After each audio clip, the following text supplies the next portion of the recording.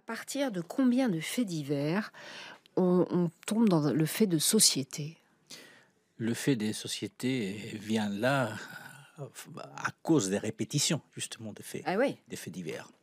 Un assassinat comme celui auquel nous avons assisté ces derniers jours, en Espagne resterait un fait divers. La dernière fois où un professeur a été assassiné par un élève, c'était en 2015, c'était il y a 10 ans.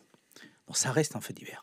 Et il n'y a pas en Espagne d'attaques au couteau, d'adolescents qui Alors, se... il y a de la violence à l'école, mais pas au niveau qu'on connaît en France. Il n'y a pas vraiment des attaques au couteau de façon répétitive comme on voit depuis plusieurs années en France.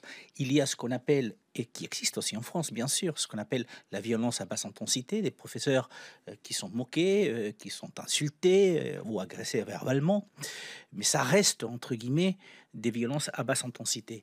Des professeurs agressés, il y a eu une étude qui a été faite l'année dernière, sur l'ensemble du corps des professeurs publics, il y a 11% des professeurs qui reconnaissent avoir été agressés Ah ouais. physiquement tout au long de leur carrière. 11%, je dirais, c'est pas énorme, mais c'est quand même assez important. Mais ce qui se passe en France est très significatif de ce que les Espagnols ont défini à un moment donné comme une crise des valeurs. Il y a une crise des valeurs dans la société, c'est une réalité.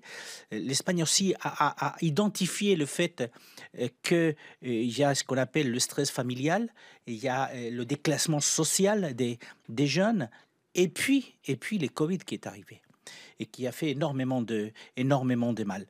Mais comment expliquer effectivement qu'en France, on assiste Ouais. à ce type de violence? Et il n'y a pas que ça.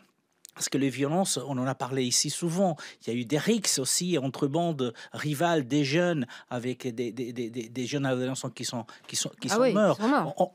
On a parlé des rodéos avec des jeunes hommes à peine parfois même pas majeurs et qui conduisent et qui font n'importe Mhm. quoi et qui sont capables de blesser ou de tuer des passants. Ça n'arrive pas en Espagne. Et on a du mal à comprendre, même s'il y a une crise des valeurs, même effectivement s'il y a eu les Covid, même effectivement s'il y a un déclassement social des jeunes et de leurs familles.